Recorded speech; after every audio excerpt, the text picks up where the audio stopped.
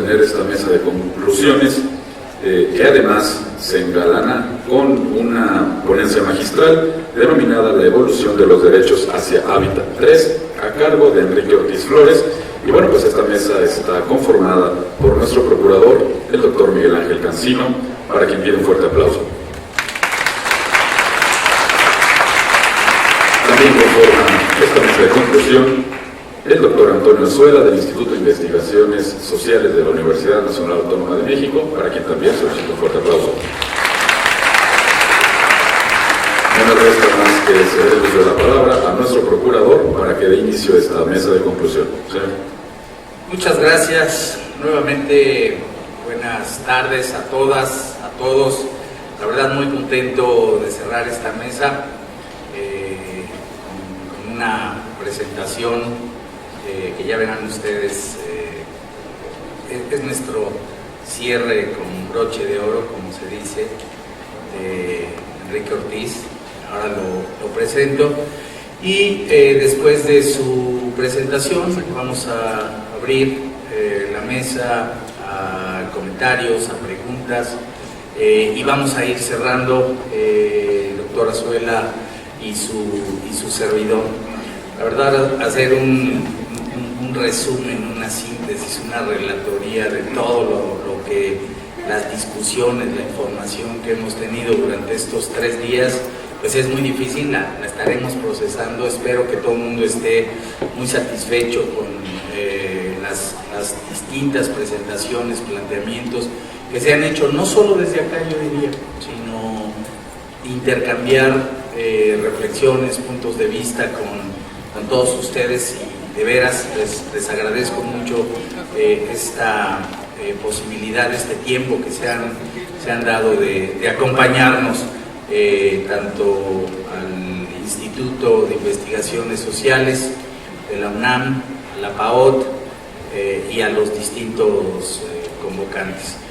Igual reiterar el agradecimiento a nuestros invitados extranjeros, que si los ven ahí en el café y demás, aprovechenlos porque se nos van pronto. Así que muchas gracias por su participación, y sin más, y con una muy breve referencia a la semblanza de Enrique Ortiz, le daré la palabra. Él es doctor y maestro en estudios sociales y licenciado en ciencia política por la UAM Iztapalapa. Por 11 años fue... No, entonces me lo pusieron aquí mal, perdón.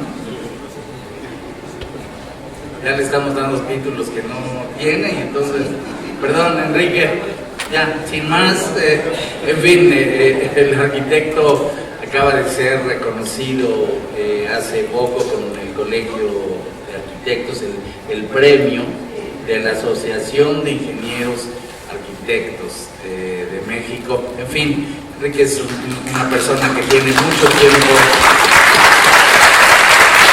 trabajando con estos temas. Por favor.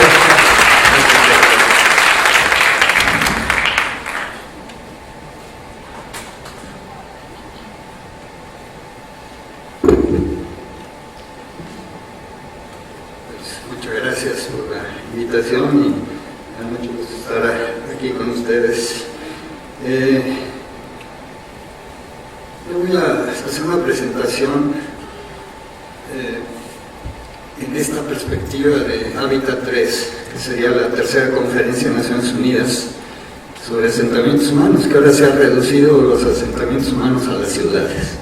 Creo que es la primera observación que tenía yo que hacer, que hemos perdido el campo.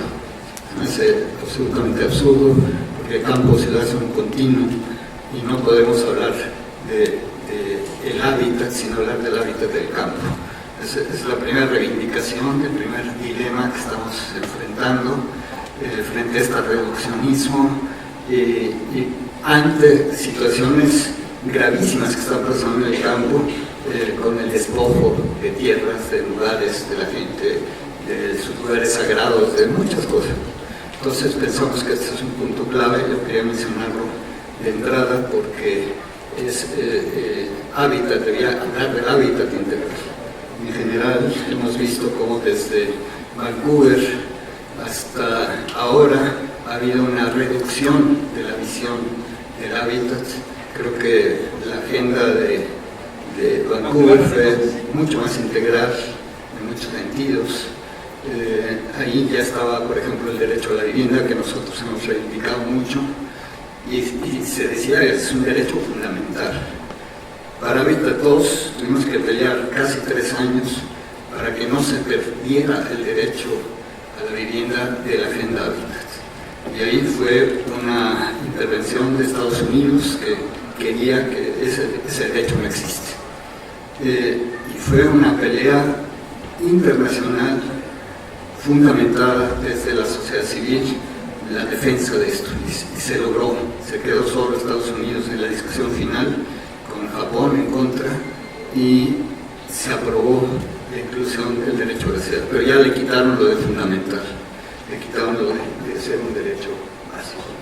Entonces, es una pelea constante. Los derechos se conquistan, no nos los otorgan, y menos actualmente. Actualmente hay un conflicto entre los grandes intereses económicos y la prevalencia de los derechos humanos. Incluso se están poniendo antes los derechos de las grandes corporaciones sobre los derechos de las personas, cosa que nos hace reflexionar en cómo tenemos que plantear las cosas así, hacia Hábitat 3. Yo voy a hablar como lo están dedicando a las ciudades, así como defendimos en Hábitat 2 el derecho a la vivienda. Para Hábitat 3 estamos proponiendo el derecho a la ciudad, pero en esa perspectiva que les digo de que entendemos ciudad también en esta vinculación con el campo, por supuesto, pero lo estamos enfocando a esto como una reivindicación fundamental en este momento. Entonces voy a platicar un poco de por qué y los dilemas que tenemos, cómo los enfrentamos y qué nos falta para hacer viable este derecho, para hacerlo reivindicable por la gente, o sea, que tenga valor legal, reconocimiento por Naciones Unidas y reconocimiento en las constituciones de los países. También es una iniciativa de organizaciones sociales, es de la sociedad civil que ha venido construyéndose desde la cumbre de la Tierra en Río en 1992. Ahí se empezó a trabajar esta temática, y después, en el marco del Foro Social Mundial, se inició la construcción de una Carta Mundial por el Derecho a la Ciudad, que tiene 2 versiones, una de 2003, después se incrementó con algunos conceptos, y hay una versión de 2005 que tiene que ser revisada. Hay muchos elementos que tienen que precisarse, pero que ha sido una inspiración para muchísimos instrumentos a nivel internacional, y un posicionamiento de la sociedad, sobre todo la sociedad que está defendiendo derechos, que encuentra en esta carta elementos para su lucha. Es una carta que de alguna manera decimos es una carta de vuelo, más que, mientras no se ha reconocido este derecho, es más una orientación de hacia dónde ir, cómo manejar en un concepto más integral la cuestión de los derechos humanos en el territorio. Bueno, yo parto aquí de algunas cuestiones generales que muchas veces ustedes ya conocen, pero bueno, aquí pues esta foto del centro de la ciudad, este rescate de nuestra cultura con una fuerza, con un vigor. Eso es algo que tenemos que tener presente. O sea, no tenemos por qué estar esperando que nos vengan a resolver las cosas de otro lugar. Aquí hay una energía, una tradición, una fuerza cultural que es lo que nos da la base para poder establecer una lucha para defender nuestras ciudades.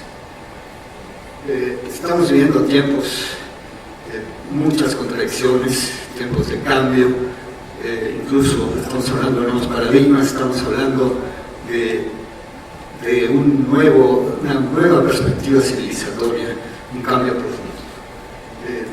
Pero por un lado se está dando esta concentración del poder económico en grandes corporaciones, Y en la parte urbana esto está teniendo impactos muy fuertes, tanto en la parte urbana como en la sobreexplotación de la naturaleza y en la vida en general, en el hábitat de la gente, para no ir a todos los demás temas que están siendo afectados. Esto está generando contradicciones muy fuertes y yo marco aquí algunas simplemente para tener un contexto.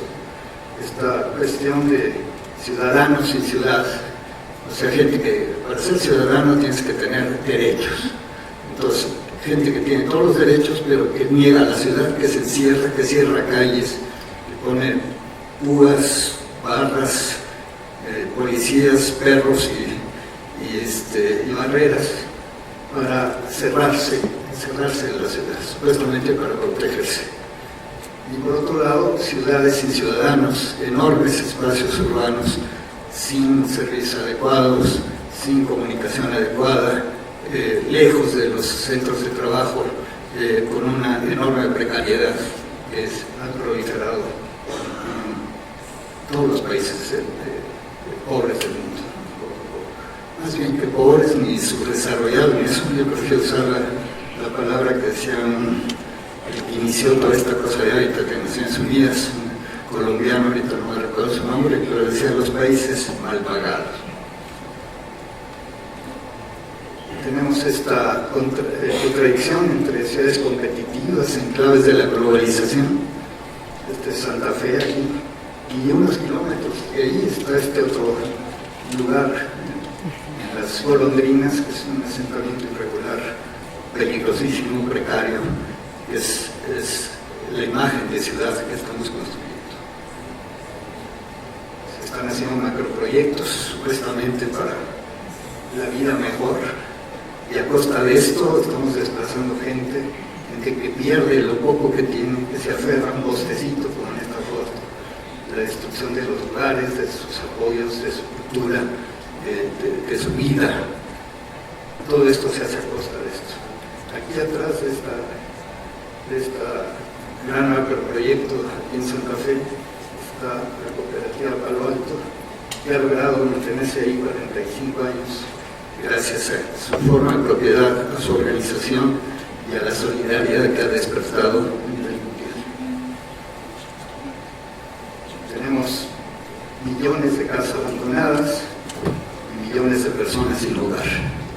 También fruto muchas veces, como la foto de la derecha, de los grandes eventos internacionales. Este es el caso del último campeonato de fútbol en Brasil. Luego esta producción masiva de viviendas mercancía, monótono, aburrido, no sabemos ni cuál es su casa, se toman las copas. Y la generación creciente de asentamientos precarios. Yo muchas veces pregunto en las pláticas cuando presento estas fotos dónde preferirían vivir. Y finalmente recibo la de la derecha, como dijo la compañera. Prefieren vivir ahí. Es interesante eso. Esto es lo que está pasando. Son manifestación del sistema social que vivimos. No son como dos ciudades como lo queremos ver, la de los pobres, irregular,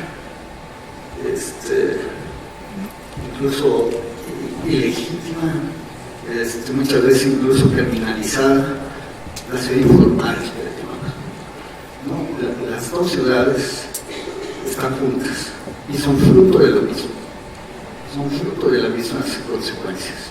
No son visto desde el lado de la derecha, la parte de la izquierda es el desastre que hace la gente, no tiene responsabilidad, etc. Estamos siempre culpando al otro de lo que está pasando en la ciudad. Esto es fruto del sistema económico, social del mundo y está pasando en todas partes. Yo tengo aquí algunos ejemplos de esto. Por un lado está el impacto sobre la gente muy pobre, pues en Lima, esta dificultad para acceder a tierra, a vivienda, la criminalización que estamos haciendo del poblamiento popular, el despojo y tendencias actuales a despojar de los saberes de la gente. La gente ha hecho, en México, en Perú, en Brasil, hay estudios, más de 2/3 partes de la vivienda de estos países ha sido hecha por la gente sin apoyo de nadie. Y no reconocemos esa fuerza y esa capacidad productiva que tiene la gente. No se respalda, se combate, se le ponen limitaciones, se le ponen reglamentos para que no se organice de mejor manera. Y se puede organizar de mucho mejor manera. Y tenemos las experiencias para eso. Y también la destrucción de sus capacidades de organización. No queremos que haya cooperativas, que haya asociaciones, que haya grupos que se organizan para un hábitat mejor. Estamos matando los colectivos en todos los sentidos, individualizando los problemas y las soluciones. Y estos son los impactos urbanos. Nada más voy a pasar rápido algunas fotos. Este es Sao Paulo, visto de atrás, esta conjunción de las dos ciudades, y Santa Fe, en la Ciudad de México, vista de adelante. Este es Buenos Aires a la izquierda, Caracas a la derecha. Solo una calle divide las dos ciudades. Río de Janeiro, Bogotá, la misma cosa. Y esta proliferación de torres, porque en el mundo lo que hay más abundante actualmente es un capital especulativo. Circula mucho más capital especulativo que capital productivo, lo cual es una contradicción fundamental del sistema. Y este capital especulativo, incluso capital proveniente de la delincuencia, está siendo lavado en inversiones inmobiliarias en todo el mundo. No es un problema de México, es un problema por todas partes. Ahora, por otro lado, así como hay esta tendencia fuerte y tiene todo el poder político, el poder económico, el poder de las armas y el poder de la ideología con los medios de comunicación. Mucha gente está luchando por un cambio, por una manera distinta de ver las cosas. Y hay muchas iniciativas, que son millones en el mundo. El Foro Social Mundial llegan 100.000 gentes de distintas perspectivas, de distintos orígenes, con distintos objetivos personales, pero coincidentes en que esa no es la ciudad que queremos, que no ese es el mundo que queremos. Entonces hay iniciativas vigorosas, valientes, heroicas muchas veces, que están planteando cosas nuevas, están cambiando su perspectiva del mundo. Pero estas se enfrentan a nuevas formas de dominación, mucho más abstractas, más lejanas de nosotros. Ya no sabemos quién es el que toma las decisiones y saca todo el dinero y nos endeuda para 15 o cuantos años. Ya no es el rey de tal lugar, sino es algo mucho más difuso. Un crecimiento de la pobreza, de la desigualdad. La desigualdad es un punto clave en este momento, creciente desigualdad del mundo. La exclusión social, la depredación de los recursos naturales, etc. Esto se refleja en múltiples. Voy a hacer una síntesis muy breve para poder avanzar en otras cosas. Pero hay múltiples crisis interrelacionadas actualmente, todas interrelacionadas. Al sistema solo le preocupa la crisis económica, pero hay desde crisis de valores, donde hemos puesto la competitividad, el lucro, la acumulación como valores supremos, y hemos sacado al ser humano y a la naturaleza del centro de nuestra ética. O sea, hay un punto clave del asunto. La crisis ambiental, energética, no voy a detener a decirles, sino simplemente que todas están interrelacionadas. O sea que es un conjunto de crisis que de alguna manera nos va apuntando a lo que ya se denomina una crisis civilizatoria, que está implicando la necesidad de enfrentar con claridad hacia dónde vamos como seres humanos, como responsables de lo que pasa en este planeta, nuestra única nave posible.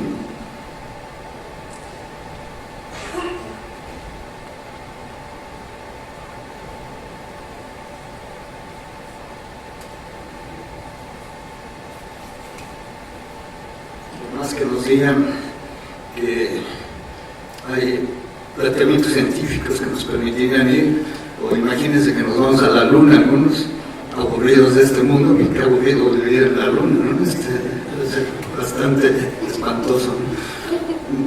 Entonces nuestro único planeta es este, por lo pronto, por muchos años, y tenemos que cuidar, somos los responsables. O sea, la única especie pensante de este planeta es la que lo está destruyendo, ¿no? Entonces creo que ahí hay que repensar profundamente las cosas. Los chinos nos dicen que crisis es peligro y oportunidad, y tienen dos ideogramas para plantearnos esto. Pero siempre la sabiduría oriental no nos dice cuál es la solución, siempre nos pone el dilema, precisamente. ¿Es crisis o es oportunidad? ¿Y cómo entendemos crisis y cómo entendemos oportunidad? Entonces, la opción 1 es: el peligro es el cambio, y la oportunidad es: hagamos mejor las cosas que estamos haciendo. Hagamos más de lo mismo, pero mejor hecho. Corrijamos unas cuantas cosas para que las cosas funcionen. En eso estamos metidos actualmente. Y esto en las ciudades tiene impacto en un espacio de competencia para el lucro, la expansión urbana sin límites, los megaproyectos que impactan profundamente, que ya se discutieron aquí a fondo, la especulación inmobiliaria incontrolada, la economía verde, que esto lo quiero mencionar muy fuertemente porque esto para Hábitat 3, ya desde Río +20, esto fue lo que se fue bendecido, la economía verde como la conversión de la naturaleza en capital. O sea, es el último reducto de acumulación, pero es una contradicción fundamental del sistema, porque la acumulación se basa en la acumulación de darle un valor agregado con el trabajo humano a las cosas. Aquí es una apropiación de un bien común, de bienes comunes, sin trabajo. O sea, esto es la contradicción fundamental que nos muestra una tendencia regresiva en el sistema actual. O sea, de ir para atrás profundamente, de ir en contra incluso de sus propios planteamientos.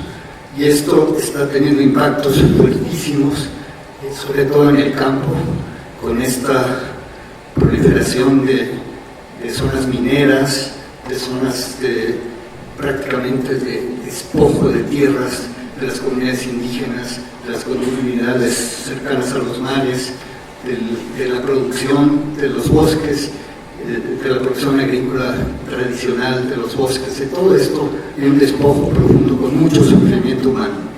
Y esto hay que repensarlo profundamente. Esto de la famosa resiliencia, que es otra de las cosas que nos proponen, que es pues, aceptar que están mal las cosas, pero protejámonos, ¿no? Hagamos una barra en Yucatán para que no suba el mar, pues, ya, con eso nos protegemos, ¿no? Creo que no es por ahí la cosa.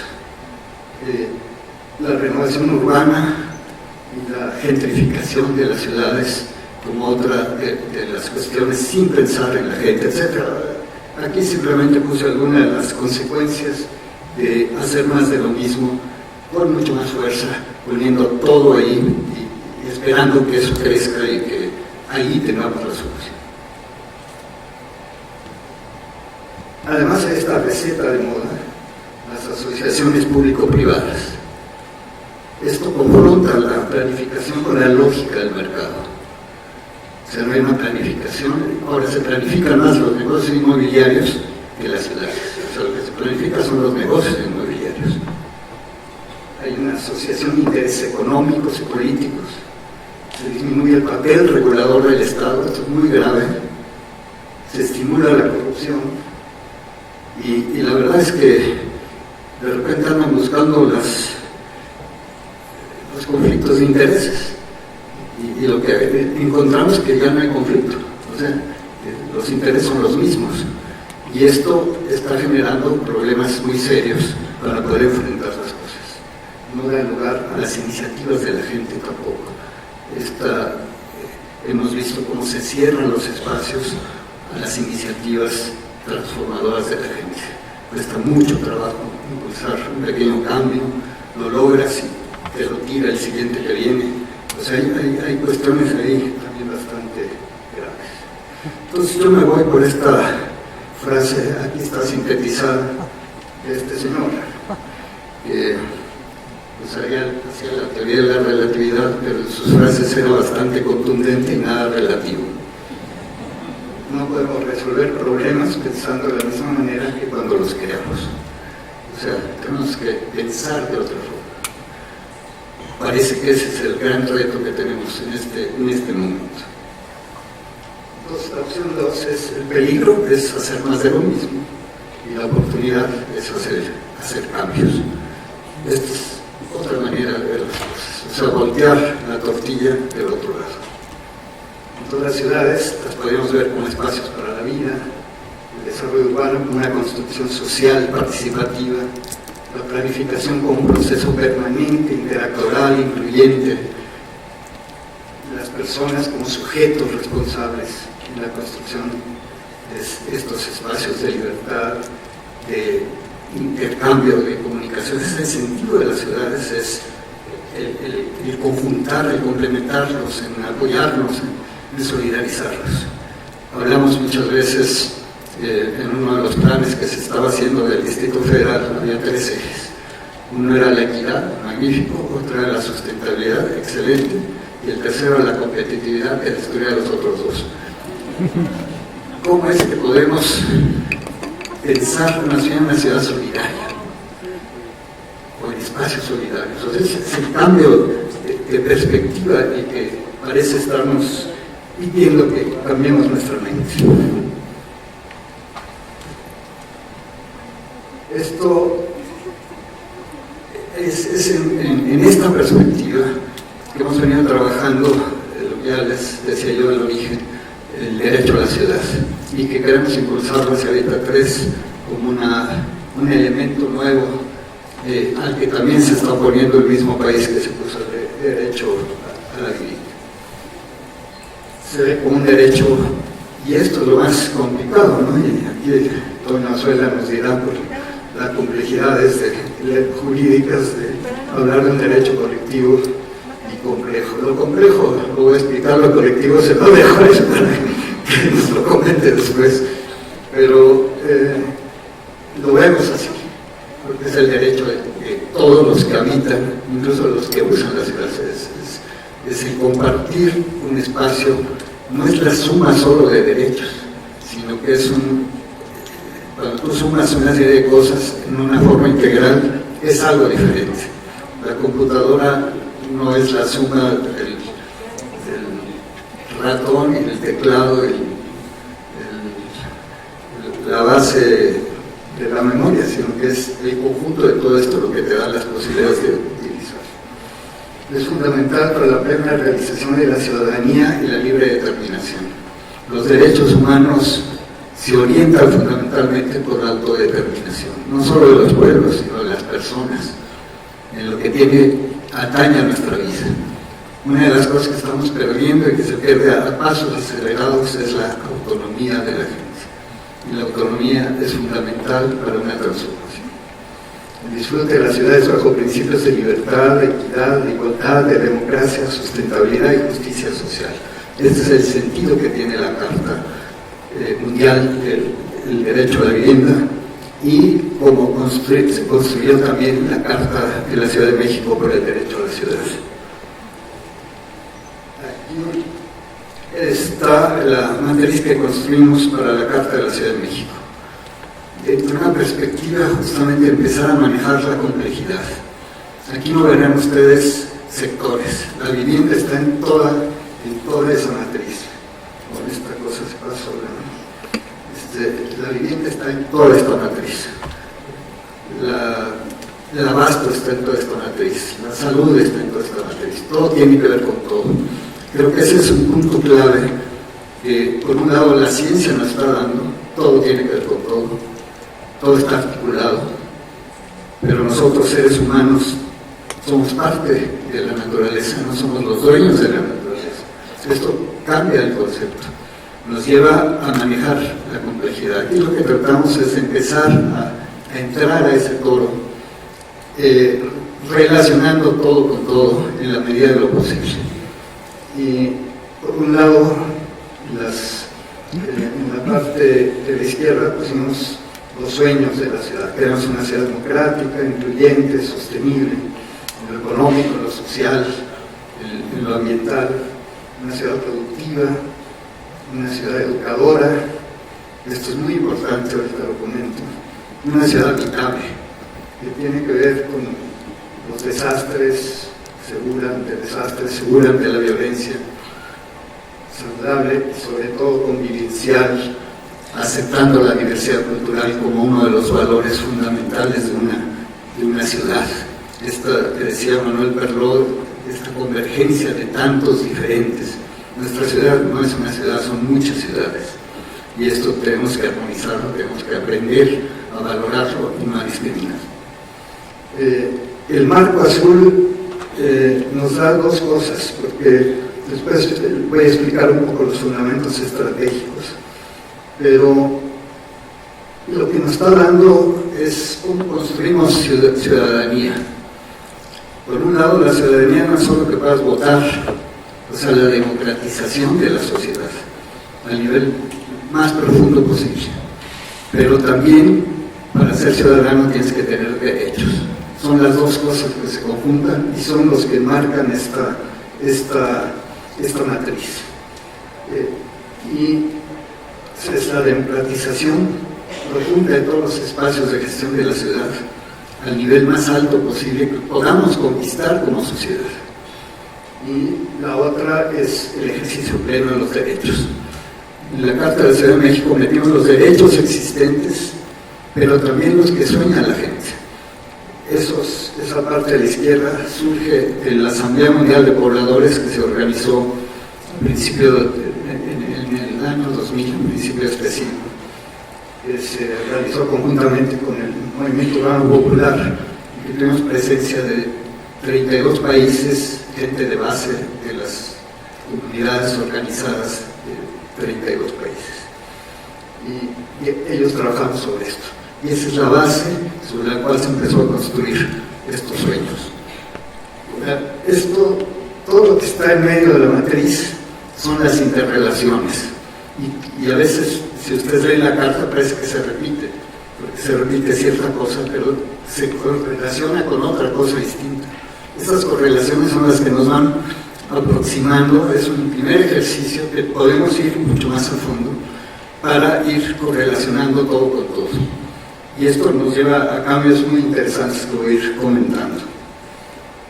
Todavía aquí la ciudad educadora resulta fundamental.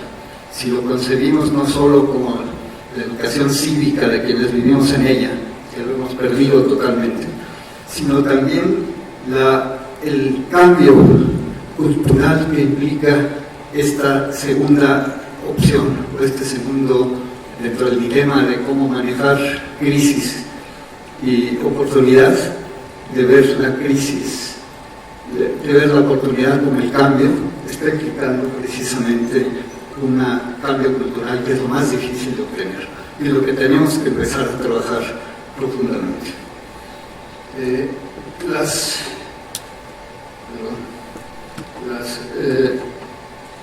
renglones de una licenciatura democrática, los fundamentos estratégicos son los que voy a comentar, con algunas de las cosas que podríamos hacer para ir concretando esto, ¿no? Porque siempre nos dicen es un sueño, es una utopía, no sirve para nada. O sea, tenemos que hacer cosas más concretas. Pues depende de nosotros que las podamos hacer más concretas. Se puede quedar en un sueño, pero la gente en los barrios la ha tomado como una lucha.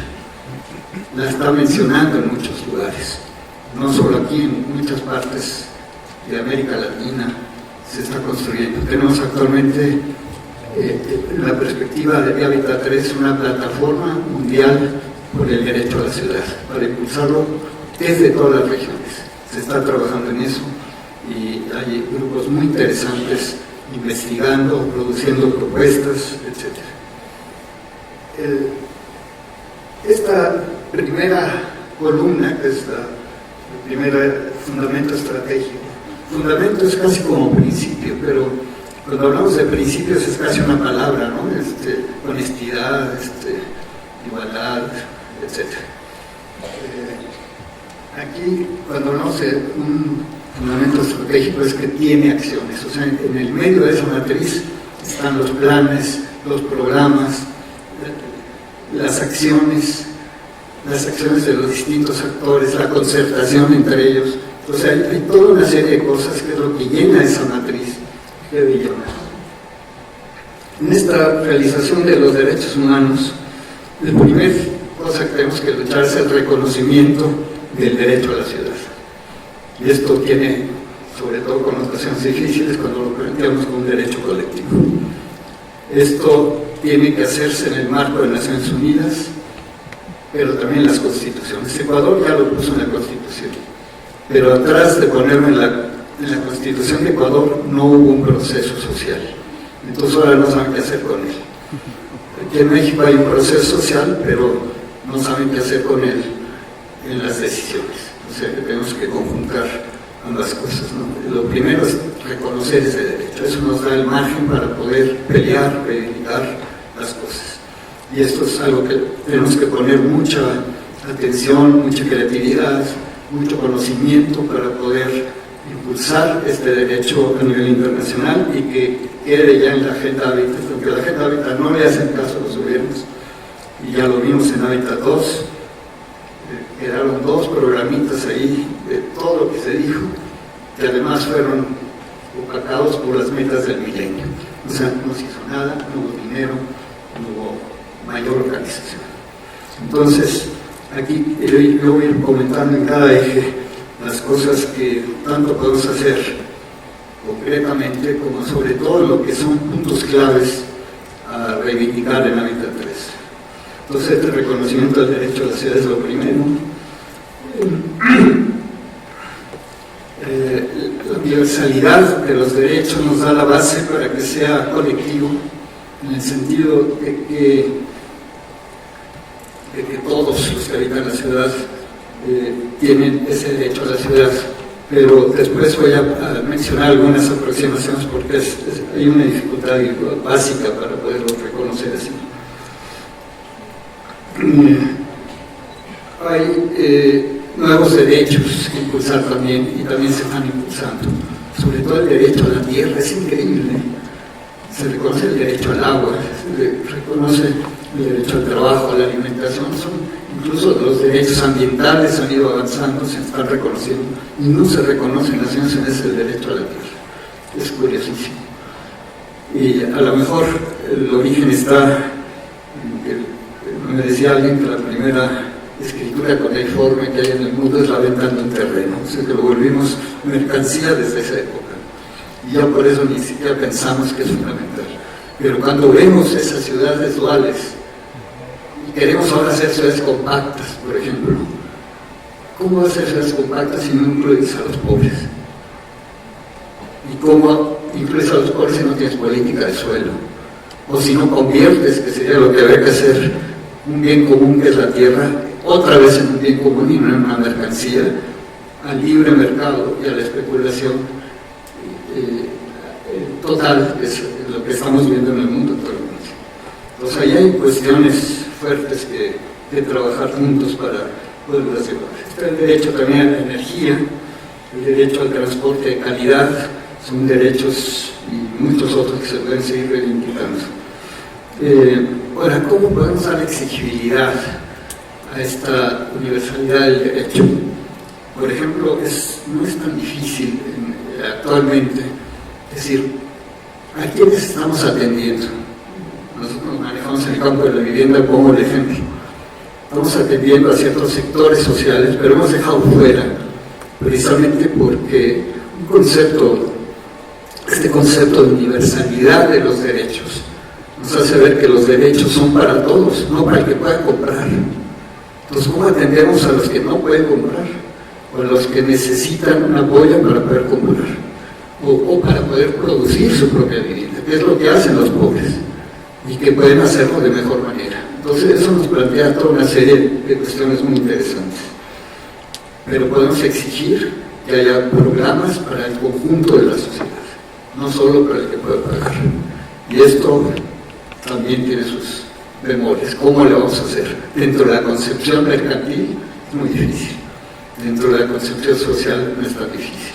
Y lo hemos mostrado que es posible. Y si hay los apoyos necesarios, esto va a tener posibilidades muy grandes. Después lo sigo comentando un poco. El segundo eje estratégico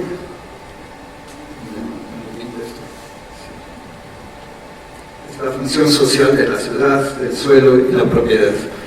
Este es un punto fundamental. Este es lo que tomó Brasil en el Estatuto de la Ciudad como el punto rector del Estatuto. Es el acceso equitativo y asequible a los bienes comunes, al suelo, al agua, al aire, que también lo estamos convirtiendo en mercancía, a los bosques, al paisaje, fíjense. El paisaje se lo están apropiando también unos cuantos. Entonces, todo eso son bienes comunes para la vida, ¿no? Entonces, esta función de la propiedad es fundamental para ir contra la especulación brutal que está habiendo, que llaman capitalismo salvaje urbano, frente al despojo, frente a los desalojos forzados, considerados muy graves por Naciones Unidas, por el sufrimiento que hay en la gente cuando lo despojas de su lugar. Los desplazamientos forzados por las guerras, por las presiones, por cuestiones étnicas, por presiones de todo tipo. Todo esto, ¿cómo lo evitamos? ¿Cómo trabajamos para...? Este es un punto clave que Naciones Unidas sí reconoce, pero que hay que seguir impulsando. México ha sido reclamado insistentemente por los espacios de Naciones Unidas de que lleve un récord de los desalojos forzados que se hacen en el país, y no lo puede cumplir. Eso lo tenemos que medir para ver cómo se está atacando ese problema. Instrumentos también de planeación participativa y concertada de la ciudad, eso se ha hablado aquí y es fundamental. Cómo concertamos la planeación que sirva a todos los sectores de la sociedad, ¿no? y que priorice a quienes menos tienen, porque también esa priorización es fundamental. Y ahí tenemos instrumentos que se pueden hacer sin mayores cambios. Un cambio de voluntad política, por supuesto, pero Brasil, Colombia tiene instrumentos muy interesantes, por ejemplo, de captación de plusvalías, un impuesto creciente a las áreas poco usadas o a los terrenos baldíos, forzando en cierto tiempo a poder desarrollarlos y después aplicar la expropiación o aplicar lo que tiene en Colombia, una subasta obligada de los terrenos para que puedan servir a la gente que no tiene tierra dentro de la ciudad, no a 40 kilómetros, que es donde lo estamos poniendo actualmente. Bueno, esto es nada más un ejemplo de las cosas que puede haber. Hay instrumentos también programáticos, ¿no? La regularización colectiva que ahora tiene Brasil, no solo individual, sino de todo un asentamiento popular, hacer una regularización rápida de eso, ¿no? Es decir, tienen tiempo viviendo ahí, ¿cómo lo hacemos, ¿no? Ellos tienen instrumentos, las zonas especiales de interés social, esta expropiación, la subasta que ya mencioné. También hay, y esto es muy importante para Hábitat 3, el fomento a la integración, bueno, también instrumentos, de integración social, algunos un poco absurdos, ¿no? Chile desarrolló algunos como las políticas desde Pinochet, fue una segregación brutal de la ciudad de Santiago de Chile y de muchas ciudades, y ha creado muchos problemas sociales. Hay instrumentos de integración social, pero algunos ya lindan en lo absurdo, darle un subsidio a la clase media para que acepte que viva gente más pobre en su contexto. O sea, creo que no es el sentido de la ciudad, ¿no? O sea, en fin. Pero la cosa que yo quería decir como fundamental para Hábitat 3 es todos estos problemas de irregularidad y de tanto nos quejamos no se resolverían generando suelo para los pobres, generando suelo servido, bien ubicado en las ciudades, en lugar de que lo tengan que comprar en un mercado al que no acceden, y tienen que ubicarse en los lugares peligrosos, siendo los principales sufridores de los eventos naturales. Nos hemos creado problemas de este tipo por no generar suelo donde tiene que estar ubicado. Aspectos también jurídicos, seguridad de tenencia, esto estaba en Hábitat 2, fue uno de los programas básicos de Hábitat 2. Y seguridad de tenencia, lo que estamos viendo es ese despojo muchas veces de las cosas, la gente pierde sus lugares. Entonces tiene que haber otras formas de tenencia más seguras, y las están ensayadas. Por ejemplo, el uso y goce, donde la propiedad absoluta la mantiene una cooperativa, una asociación. El uso es propiedad de la gente, o sea, podemos decir la tierra es propiedad colectiva, la vivienda es propiedad de la gente, de alguna manera es heredable, y no hay fruto, no hay especulación. O sea, en los tres elementos se manejan de otra manera. Y ahí puede haber otras creatividades, pero eso está ensayado en las cooperativas uruguayas, se está haciendo en las cooperativas de Centroamérica. Hay una experiencia muy interesante ahí que hay que explorar y que seguir fortaleciendo en protección de la gente, sobre todo en estos tiempos de especulación brutal. Aquí el único ejemplo que tenemos es Palo Alto, que tiene esa forma de propiedad. Cancelaron la cooperativa y ahora la cooperativa es la dueña del terreno, está en el limbo, ¿no? Porque tiene ese dueño. Entonces hay alguna resolución interesante al respecto, pero sobre todo hay la organización de la gente, y han logrado permanecer en esos lugares tan potencialmente especulativos, han logrado permanecer allí gracias a una forma de tenencia y gracias a su organización, pero también gracias, como decía yo antes, a la solidaridad que genera una cosa tan creativa como esa. El otro punto es la gestión democrática de la ciudad. Aquí tenemos que avanzar, y este es otro punto a reivindicar en Hábitat 2, en la generación de espacios más democráticos de gestión de la ciudad. Ir avanzando en esto, y eso también es una conquista. En Brasil, por ejemplo, la asamblea, el consejo de las ciudades es un consejo que en muchos aspectos es deliberativo, o sea, lo que se dice ahí se hace. Aquí todos, digamos, cuando mucho consultivos, donde yo les digo espacios de terapia ocupacional. Yo propongo, tú propones, el propone, nosotros proponemos y ellos deciden. No hay mucho más espacio. Entonces tenemos que avanzar en ese sentido.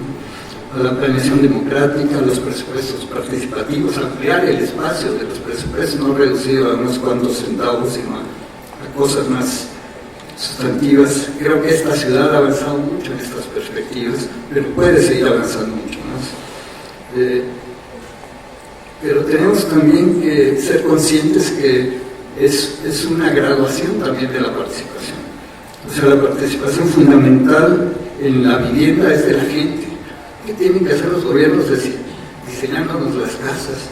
¿Cómo quieren que vivamos? O sea, eso es absolutamente una decisión de la gente. Y hay los mecanismos para poderlo hacer. Hay cogestión, por ejemplo, en los barrios. Se pueden hacer mesas de concertación, ahí hay ya diversos intereses que hay que conciliar, pero la gente sabe qué le falta a su barrio, sabe qué quiere. Es otra manera de participación. O la consulta pública vinculada a los consejos deliberativos para avanzar en espacios más grandes, o la gestión pública pero con consulta. O sea, hay muchos elementos progresivos de participación y lo hacemos al revés. Actualmente la planeación de las ciudades la hacen los inversionistas y la planeación de las casas las hace el gobierno. Entonces nos dice cuántos metros tienen que tener, y si te pasas de esos metros lo tienes que pagar tú. En el Instituto de Vivienda aquí es el absurdo. O O sea, tiene 60 metros, eso está financiado. Si hace 70 con el mismo dinero, esos 10 los tienes que pagar tú. Es absurdo. Cuando podíamos, justamente en otras formas de producción, la producción social puedes hacer mucho más con menos dinero, porque la gente está participando, está controlando el dinero, está disminuyendo los costos indirectos profundamente. Y esa práctica la tenemos ensayada. O sea, estamos hablando de que todo esto que estoy diciendo surge de experiencias concretas, pero que cómo las traducimos en prácticas políticas, ese es el gran reto. Y Naciones Unidas tiene que ayudar en esto, y la Agenda Hábitat tiene que reflejar esta lucha de la gente. Esto también nos puede llevar a, cuando hicimos la carta, Ebrard se dio cuenta. O sea, esta puede reestructurar la manera de operar del gobierno. En lugar de tanta sectorización, ¿cómo logramos una interdependencia de las dependencias, una acción coordinada de ellas? Y yo todavía digo, ¿quién puede coordinar eso? O sea, el que puede coordinar eso son las comunidades. Pero ahí tendría que haber un cambio de actitud política de cómo operar esto. Pero se puede hacer. Y se ha hecho en algunos casos. Luego, el otro eje es la producción democrática de la ciudad y en la ciudad. O sea, reconocer esta capacidad productiva de la gente es lo que llamamos producción social. Es otro de los temas que ya desde Hábitat 2 logramos colocar unos 4 articulitos ahí, pero un poco más, pero prácticamente estaban mal colocados, mal dicho, algunas cosas mal ubicados sobre todo, y sobre todo nadie les hace caso. Entonces, pero hemos practicado esto. En América Latina vamos muy avanzados en esta práctica de la producción de la gente, sin fines de lucro, o sea, donde se valora no el capital, sino se valora fundamentalmente el trabajo de la gente, y bajo control de la gente. O sea, es la construcción de sujetos sociales de su propia transformación, en una práctica que es hacer vivienda, y que es muy educadora, porque ahí sí que la gente está involucrada. Entonces, ¿cómo generamos los apoyos necesarios a esta forma de producción? Que ha sido una pelea constante para lograr que esté en la ley. Bueno, ya lo logramos en México, en otro lugar lo lograron, en otro no está. Cómo generamos instrumentos adecuados a una lógica distinta de producción. Es una lógica totalmente distinta, necesita instrumentos específicos. Le aplicamos los del mercado, no sirve. Y yo no digo que desaparezca la producción del mercado, mucha gente necesita comprar su vivienda. Pero lo que no podemos aceptar es que no se reconozca lo que ha producido más vivienda de este país, y que no se les estimule, que no se le apoye con instrumentos, con financiamiento, con asesoría técnica. Cuando tenemos esos componentes se hacen cosas de primera. Además, hay un proceso formativo desde el inicio del proceso. Sabes para quién es, la gente se organiza, sabe sus potencialidades, no solo sus carencias. Y entonces estás construyendo comunidad, hay seguridad al vender nuestros lugares, hay equipamientos, no solo casitas, hay ciudad, hay deportes, hay producción, hay comercio, hay toda una serie de cosas que la gente puede generar en sus conjuntos, pero eso necesita tierra suficiente, apoyo bien ubicado, apoyos financieros, subsidios, reconocimiento de esta forma de producción profundamente como parte de la política. Habíamos avanzado mucho en esto, y en el actual gobierno lo pasaron a proyectos especiales. De ser política, uno de los componentes estratégicos de la política pasó a proyectos especiales. O sea, la marginación de la marginación. Y otra vez hay que volver a empezar. Entonces, afortunadamente ahora hay mucha gente que defiende estas cosas y que lo está haciendo con fuerza, con convicción, y sobre todo demostrando los resultados de las cosas. Eso es la manera como hemos logrado cambiar, demostrando. Yo siempre comentábamos con el movimiento urbano, al principio ellos eran pura protesta, después decidieron hacer protesta con propuesta, y después decimos no basta la propuesta, hay que empujar la propuesta. y hay que demostrar con hechos que esa propuesta es válida. Y se ha demostrado. Todo lo que está faltando es la voluntad política de aceptar esto. Y eso es fundamental. Y esto lo tenemos que llevar a Hábitat 3 fuerte, porque la tendencia está en la primera opción que yo presentaba, en más de lo mismo. Estoy seguro que el borrador que va a venir, como nos pasó en el borrador de Hábitat 2, estaba orientado solamente en esa perspectiva, no en una perspectiva de un cambio profundo en favor de nuestro planeta y de la gente. Necesitamos un estímulo también a la producción solidaria, bueno, y la otra cuestión también es cómo fomentamos otra economía en las ciudades, una economía en manos de la gente. No se nos ocurre otra cosa que traer inversiones para darle dinámica a la ciudad. Ahorita en las bases allí que están construyendo en Colombia, el presidente lo único que se le ocurre es vamos a sacar adelante las zonas de paz con inversión extranjera. Es lo que estamos haciendo también. ¿Será ese el único camino? No podemos apoyar las iniciativas de la gente, los pequeños emprendimientos de la gente. Lo que decía Manuel Perro son las empresas sociales, las pequeñas cosas que podían crecer. No van a hacer mucho, pero la multiplicación de miles de estos emprendimientos sociales con otra lógica productiva, con una lógica de solidaridad, de apoyo mutuo, de fincar la economía de la gente con fuerza. ¿Cómo insertamos a nuestros jóvenes en la sociedad? No están siendo insertados y luego nos quejamos de que hay violencia, pues es la única oportunidad que tienen de ser alguien. Nos vemos sin poder estudiar, sin poder trabajar, sin esperanza. ¿Cómo generamos esperanza?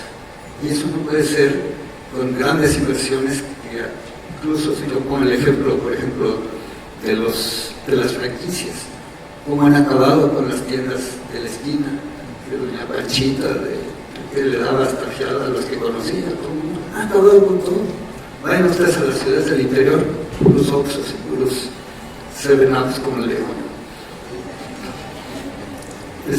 ¿Cómo podemos transformar eso y en lugar de esto darle a la gente aliento para que genere sus propias cosas y las redes necesarias que hay que construir para darle fuerza? O sea, la escala se la damos con millones de experiencias, no con uno haciendo millones de cosas, uno solo acaparando todo, que es la tendencia de la primera opción. La tendencia de la segunda es cómo fortalecemos al conjunto de la sociedad, a todos. Y ahí la prioridad está en nuestros jóvenes, en los que no tienen trabajo, en los que están generando la violencia. No se ataca a la violencia solo con policías, ni mucho menos. Es con oportunidades, con esperanza, con otra manera de ver las cosas.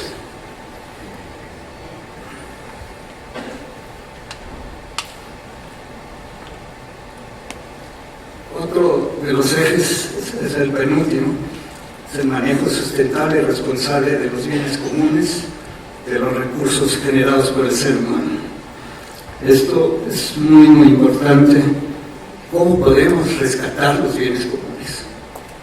Lo estamos privatizando, haciéndolos disputables y acaparables por unos cuantos. Yo creo que ahí tenemos que poner, y por lo que he visto mañana, había bastante convencimiento de que algo hay que hacer en esa perspectiva fuerte. No se puede seguir dejando que estos que son bienes comunes, no solo para los seres humanos, sino son bienes comunes para la vida. El agua es para la vida, es para los animales, para las plantas, para nosotros. El suelo lo mismo. ¿Cómo este pensamientos nuevos que coinciden hoy en el mundo, desde el descrecimiento europeo, pero muy importantemente este recuerdo que existe en toda América Latina, pero que los andinos son los que lo han sacado del buen vivir, que es vivir en armonía entre nosotros, con la naturaleza y incluso con lo que no vemos, con nuestros abuelos, con nuestras abuelas, con nuestra cultura, con lo que está atrás de todo esto. Eso parece muy interesante. ante la homogeneización que estamos viendo. Y para mí esta homogeneización de todo, incluso en las viviendas se ve clarísimo en las fotos que presenté, pero la homogeneización de los cultivos, los monocultivos, toda esta homogeneización y este reduccionismo de las cosas, a mí me parece que son cosas para controlar, pero que muestran la decadencia, son muestras de la decadencia. La evolución, tanto en la vida, tanto en la naturaleza, es complejización. Tenemos que manejar la complejidad como un elemento estratégico para defendernos y para crecer, para que todo el mundo pueda ser incluido. Es fundamental manejar la complejidad y aprender a administrar esa cosa que la simplificación está destruyendo.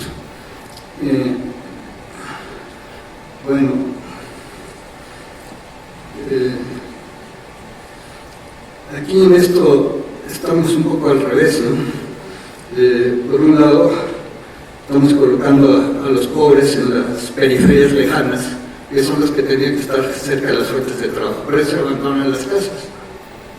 Simple y sencillamente, te hacen más pobre. Se desbaratan las familias porque la mamá tiene que, ya no puede trabajar, el papá llega a 15 horas después de 8 horas de trabajo y 4 de transporte o 5 de transporte, llega a casa a pegarle si no está la sopita caliente, etcétera, ¿no? O sea, y si la madre es soltera, deja a los hijos solos con todos los peligros que hay actualmente. Es como estamos haciendo las cosas al revés. Lo que yo decía también, la planeación de la ciudad la hemos dejado, pero sí queremos decirle cómo tiene que vivir la gente. Estamos al revés. O sea, aquí es fundamental para hacer un manejo sustentable, responsable, cambiar la manera de ver las cosas y entonces no solo de los bienes comunes, sino también de los recursos que son los que genera el hombre con su trabajo. Ahí están los recursos financieros, cómo se usan. A mí me parece que ese es el papel del Estado, cuidar que esto se reparte equitativamente y no meterse simplificaría mucho las tareas del Estado. Si tiene una perspectiva de derechos humanos en esta noción de cuidar que nadie se eche sobre los derechos de otro, de que todos tengan acceso a las cosas, de que se reparta equitativamente los bienes comunes y los recursos generados por el hombre. Ese papel puede ser muy interesante y darle mucho más papel a la sociedad, a la autogestión, al autogobierno, a esta manera de generar energía social transformadora. Y esto, como se lo planteamos a Hábitat 3, es un reto importante para ir avanzando en este sentido, mostrando resultados positivos de ensayos que hay en distintas partes del mundo. Luego viene todo lo de ecotecnias, agricultura urbana, evitar la urbanización de áreas de protección ecológica, de captación de acuíferos, de alta productividad agrícola. Y yo aquí coincido profundamente en lo que decían los compañeros de Xochitl. Me parece que no nos importa. Es patrimonio de la humanidad, se le han apropiado la corrupción de unos cuantos que meten gente ahí a las chinampas. Estamos perdiendo uno de los lugares más productivos con tecnología prehispánica. Hasta 9 cosechas tienen ahí de algunos productos al año. Es de las cosas más productivas del mundo. Y estamos dejando que ya tiene 5 niveles, 5 metros de desnivel, hay que hacer presas, ya no puedes circular por todo el este porque seguimos sacando el agua. ¿Cómo rescatamos eso? Eso es no solo de los habitantes ahí que tienen el derecho a propiedad y pueden vender al que sea y llenar las chinampas de café. Eso es algo que es un patrimonio de la humanidad y como tal es exactamente un derecho colectivo que tenemos que defender.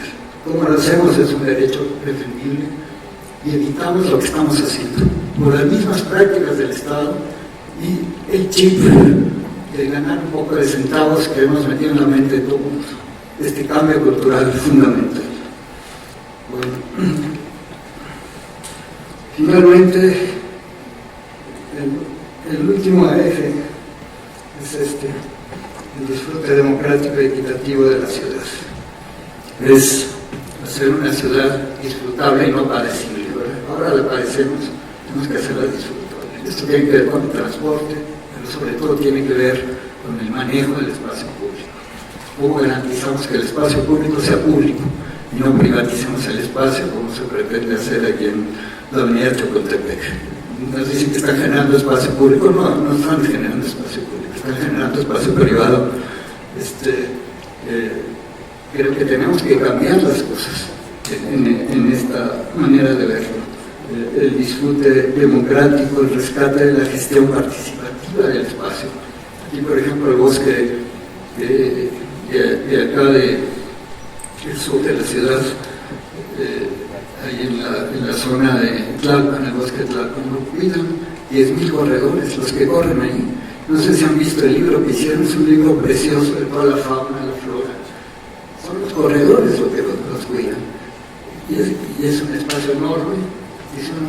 Es que por ahí hay experiencias que nos hacen ver que el espacio público es del público, es de la gente.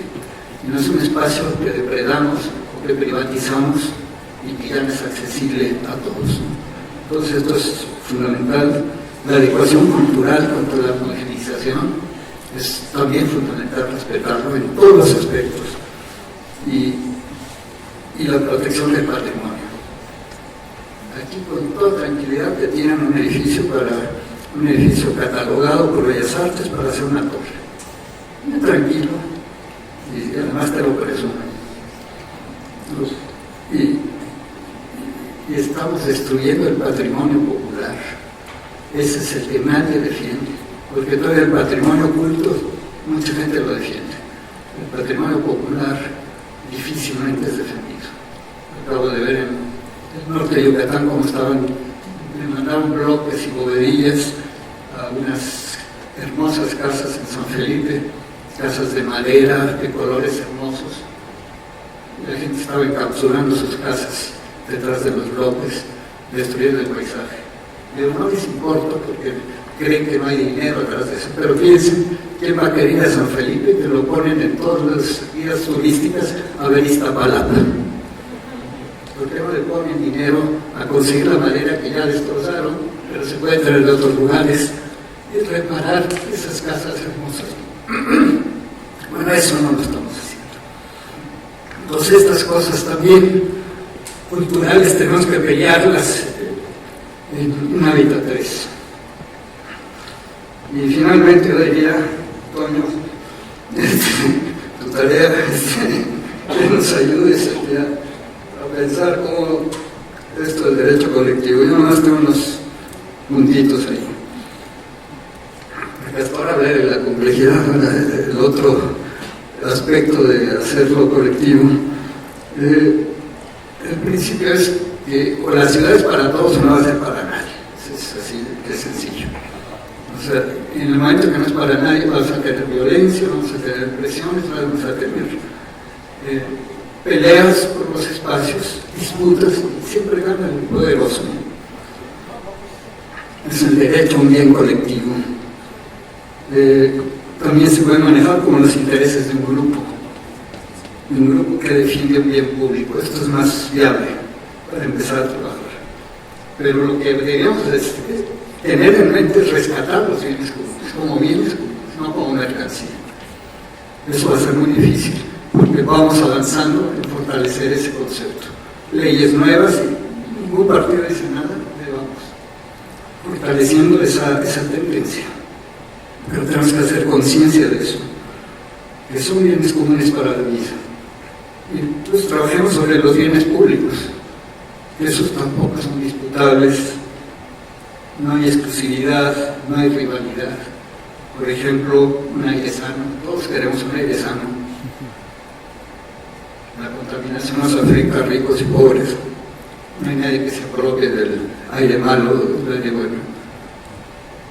Un transporte de calidad, una educación de calidad, el patrimonio natural y construido. O sea, hay elementos con los que podemos ir construyendo esta visión de lo colectivo.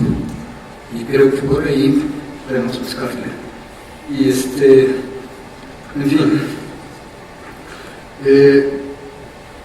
yo les comento que esta plataforma mundial por el derecho a la ciudad está trabajando, tiene estudios, tiene propuestas. Estamos vinculados, nuestra coalición, con un organismo que es miembro nuestro, pero que es el iniciador de esta idea, que es Polis de Brasil. Y en nuestra página después podemos decirles cuál es, sobre todo los que están metidos ahí, porque yo no estoy metido en este proceso este año, pero les pueden decir cuál es la página donde hay elementos. Y yo con esto quisiera como decir que tenemos que tener ánimo de conocer las cosas de otra manera, que las estamos haciendo, pero que son invisibles y desarticuladas. Un paso fundamental a dar es cómo articulamos toda esa dispersión de cositas, que lo pequeño es hermoso, que sigue siendo pequeño, porque no hemos sabido articularlo. Dejemos lo hermoso, pero hagamos lo grande, articulando las cosas, superando nuestras pequeñas diferencias para estar juntos en lo que nos une. Y por eso termino aquí con esto. Yo prefiero hablar de cosas imposibles porque lo posible se sabe demasiado. Gracias.